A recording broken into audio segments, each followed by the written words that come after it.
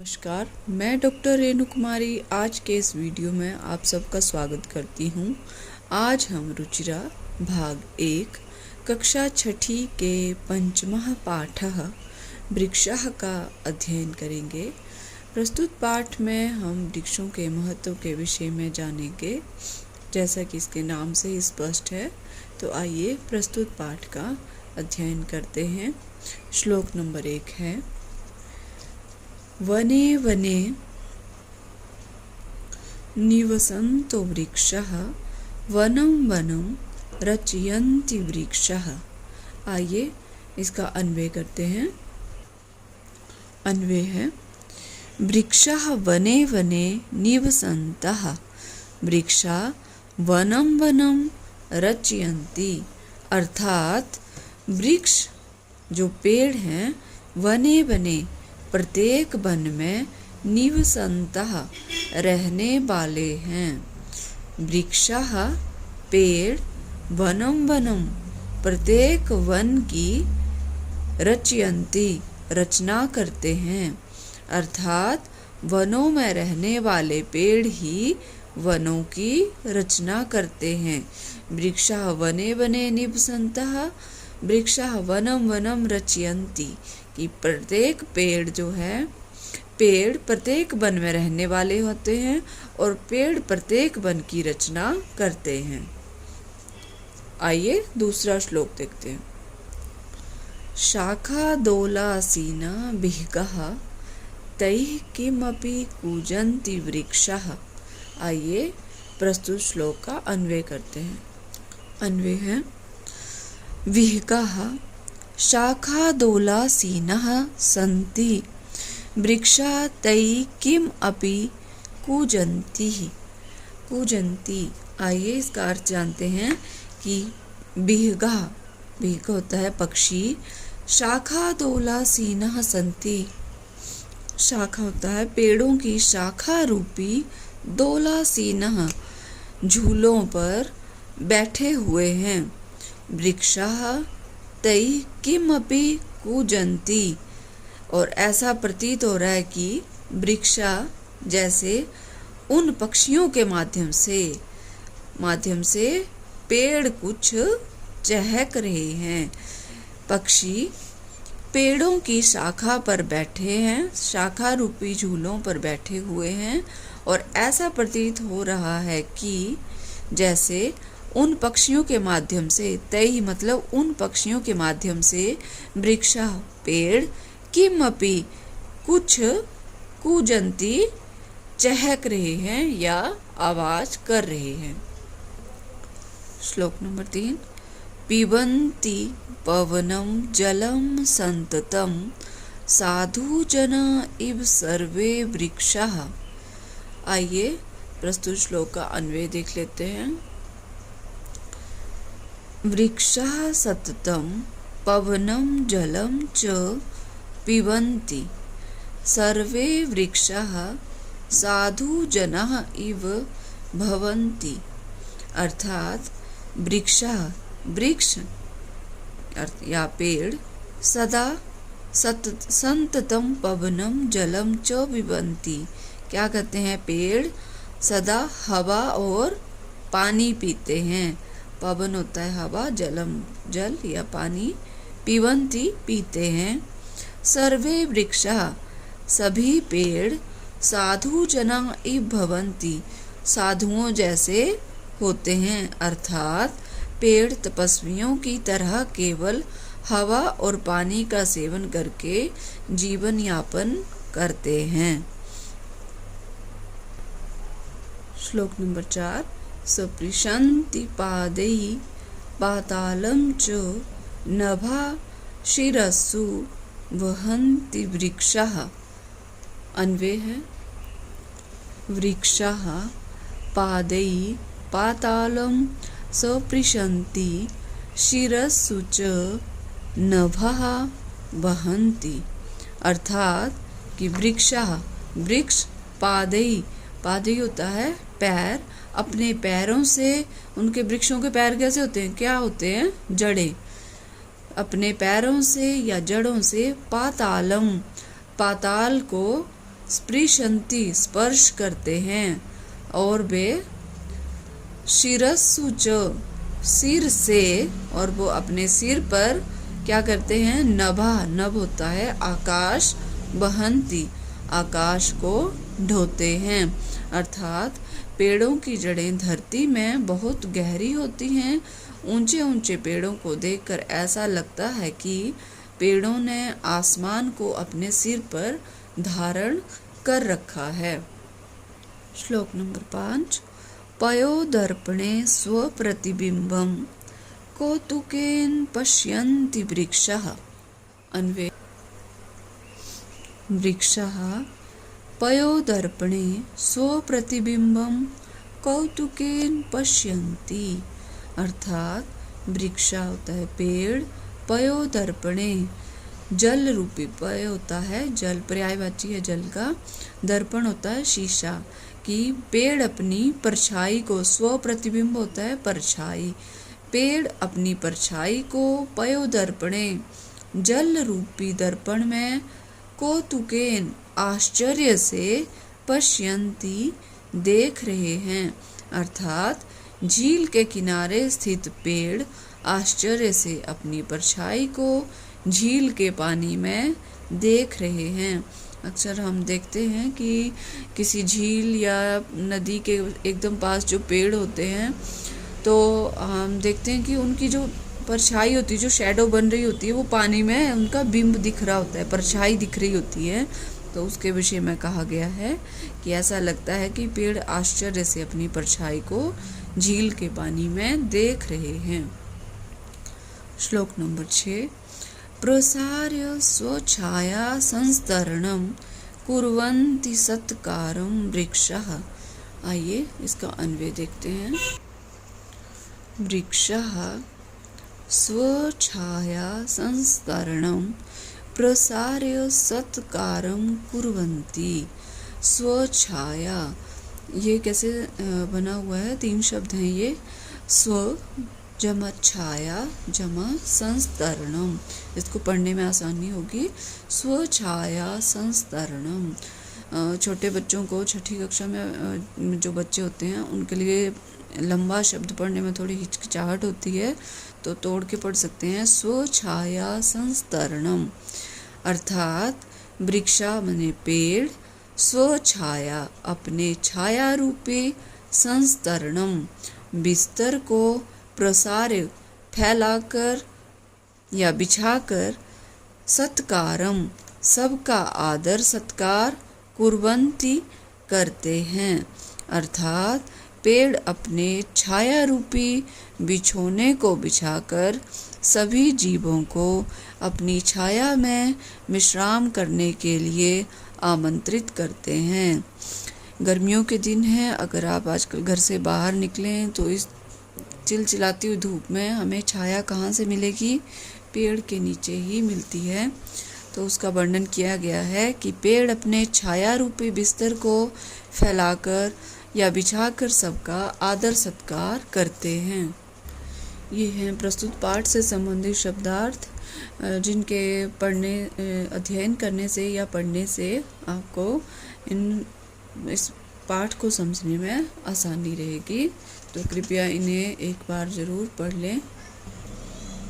आइए अब प्रस्तुत पाठ का अभ्यास करते हैं। अभ्यास कार्य है प्रश्न नंबर 1। वचनानुसारम ऋक् स्थानानि पूरयत। वचन के अनुसार ऋक् स्थान की पूर्ति करें। यहाँ पर दिया है एक वचन, द्विवचन, बहुवचन और यथा। एक उदाहरण भी दिया है, जैसे उसके अनुसार ही आपने अगले जो उदाहरण खाली स्थान है वो भरने हैं। वनम बने बनानी, तो क्या होगा, जल शब्द है, जलम जले जलानी, जलम जले जलानी। इसी की तरह जो तीसरा है बिंब, बिंबम बिंबे बिंबानी। यथा एक और उदाहरण है वृक्षम वृक्षौ वृक्षान, तो यहाँ पर बनेगा पवनम पवनौ पवनान। जन शब्द है जनम जनौ जनान। प्रश्न नंबर 2, कोष्ठकेषु प्रदत्त शब्देषु उपर्युक्त विभक्तिं योजयित्वा रिक्तस्थानानि पूरयत। कोष्ठक में दिए गए, ये कोष्ठक है, इसमें जो शब्द दिए गए हैं उनमें उपयुक्त विभक्ति लगा करके रिक्त स्थान की पूर्ति करें। जैसे अहम रोटिकाम खादामी, मैं रोटी खाता हूँ। तो ये उत्तम पुरुष का उदाहरण है। तो दूसरा है त्वम, रिक्त स्थान है पिबसी, तो जल में ये है जलम पिबसी, ये है मध्यम पुरुष का उदाहरण है त्वम जलम पिबसी। छात्रः दूरदर्शनम पश्यति, छात्र दूरदर्शन देखता है। वृक्षः पवनम पिबन्ति, वृक्ष हवा पीते हैं। ताः कथाम लिखन्ति, वे कथा लिखते हैं या लिखती हैं। आवाम जंतुशालाम गच्छावः, हम दो जंतुशाला को जाते हैं। अधोलिखितेषु वाक्येषु कर्तृपदानि चिनुत, नीचे लिखे गए वाक्यों में जो कर्तृपद है उसका चुनाव करें। ठीक है, तो जो कर्ता, जो करने वाला है क्रिया को, वो कर्ता होता है, तो उसका हमने चुनाव करना है। वाक्य है वृक्षः नभः शिरस्सु वहन्ति, कि वृक्ष जो हैं आकाश को अपने सिर पर ढोते हैं। तो कौन ढोते हैं, कौन कार्य कर रहा है ढोने का? वृक्ष। तो कौन है कर्तृपद इसमें? वृक्षः। ख विहगः वृक्षेषु कूजन्ति, कि पक्षी पेड़ों पर चहक रहे हैं। कौन चहक रहे हैं, किसका शोरगुल है ये? विहगः, पक्षी। पयोदर्पणे वृक्षः स्वप्रतिबिंबं पश्यन्ति, कि जल रूपी दर्पण में वृक्ष अपना बिंब देखते हैं। जल रूपी दर्पण में, शीशे में वृक्ष अपना प्रतिबिंब या परछाई देखते हैं। तो कौन अपनी परछाई देख रहा है? यहाँ कर्ता कौन हुआ? वृक्षः। कृषकः अन्नानि उत्पादयति, कृषक या किसान अन्न को उत्पन्न करता है। तो कौन उत्पन्न करने वाला है? कर्ता कौन है? कृषकः, किसान। सरोवरे मत्स्यः सन्ति, सरोवर या तालाब में मछलियां हैं। कौन है तालाब में? मछलियां। तो ये हैं कर्तृपद। प्रश्न नंबर 4, प्रश्नानाम उत्तराणि एक पदेन लिखत, प्रश्नों का उत्तर एक पद में लिखें। वृक्षः कैः पातालं स्पृशन्ति, वृक्ष किससे पाताल को छूते हैं? पादैः, अपने पैरों से अर्थात जड़ों से। वृक्षः किम रचयन्ति, वृक्ष किसकी रचना करते हैं? वनम, वृक्षः वनम रचयन्ति। विहगः कुत्र आसीनः, पक्षी कहाँ हैं? शाखा दोलायाम, शाखा रूपी झूलों पे पक्षी हैं। कौतुकेन वृक्षः किम पश्यन्ति, कौतुक के साथ वृक्ष कैसे क्या देखते हैं? स्वप्रतिबिंबम, अपनी छाया को जल में कौतूहल के साथ वृक्ष देखते हैं। प्रश्न नंबर 5, समुचितै पदै रिक्त स्थानानि पूरयत, उचित पदों के माध्यम से रिक्त स्थान की पूर्ति करें। विभक्ति दी गई है एक वचन, द्विवचन, बहुवचन और प्रथमा विभक्ति का उदाहरण है गजः, गजौ, गजः। इसी के आधार पर अश्व शब्द को तीनों वचनों में पूर्ण करना है। तो अश्वः, अश्वौ, अश्वाः। द्वितीय विभक्ति का उदाहरण है सूर्यम, सूर्यौ, सूर्यान। इसे हम इस तरह से करेंगे। चंद्र शब्द है चंद्रम, चंद्रौ, चंद्रान। उदाहरण के अनुसार ही विभक्ति की पूर्ति होगी। तृतीय विभक्ति है विडालेन, विडालाभ्याम, विडालई। मंडूकेन, मंडूक शब्द है मंडूकेन, मंडूकाभ्याम, मंडूकई। चतुर्थी विभक्ति है सर्पाय, सर्पाभ्याम, सर्पेभ्य। सर्पाय, सर्पाभ्याम, सर्पेभ्य। वानर शब्द है वानराय, वानराभ्याम, वानरेभ्य। पंचमी शब्द विभक्ति है मोदकात, मोदकाभ्याम, मोदकेभ्य। वृक्ष शब्द होगा पंचमी में वृक्षात, वृक्षाभ्याम, वृक्षेभ्य। षष्ठी विभक्ति जन शब्द जनस्य, जनयोः, जनानाम। इसी तरह बनेगा शुक शब्द का शुकस्य, शुकयोः, शुकानाम। शिक्षक शब्द का सप्तमी विभक्ति में शिक्षके, शिक्षक्योः, शिक्षकेषु। इसी तरह से म्यूरे, म्यूर्योः, म्यूरेषु। संबोधनम जो अंतिम विभक्ति तुनी संबोधन है ये हे बालक, हे बालकौ, हे बालकः। इसी तरह से नर्तक शब्द का बनेगा हे नर्तकौ, हे नर्तकः। प्रश्न नंबर 6 भिन्न प्रकृतिकम पदम चिनुत। भिन्न प्रकृति से जो पद है, युक्त जो पद है उसका चुनाव करें। यहाँ 4-4 शब्द दिए गए हैं, 4-4 पद हैं। इनमें से जो एक भिन्न होगा उसका चुनाव करना है। पहला है गंगा, लता, यमुना, नर्मदा। इनमें से गंगा, यमुना और नर्मदा तीनों नदियों के नाम है, परंतु लता जो बेल है वो भिन्न है, तो ये इसका हम चुनाव करेंगे यहाँ पर। ख उद्यानम, कुसुमम, फलम और अंतिम है चित्रम। तो उद्यान जो है बगीचा और उसी में फूल और फल उगते हैं, तो जो भिन्न है वो है चित्रम। ग लेखनी, तूलिका, चटका, पाठशाला। लेखनी, तीली, चटका होती चिड़िया और पाठशाला।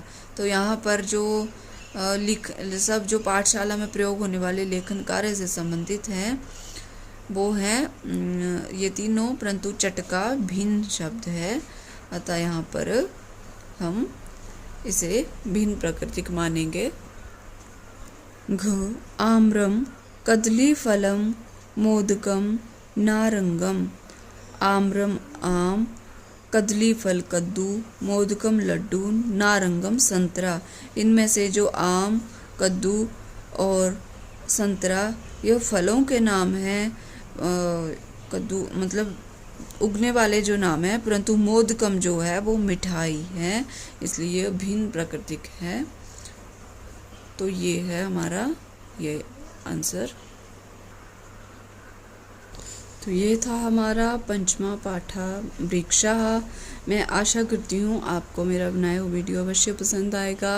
यदि आपको मेरा बनाया हुआ वीडियो अच्छा लगे कृपया लाइक, शेयर और सब्सक्राइब करना ना भूलें। धन्यवाद।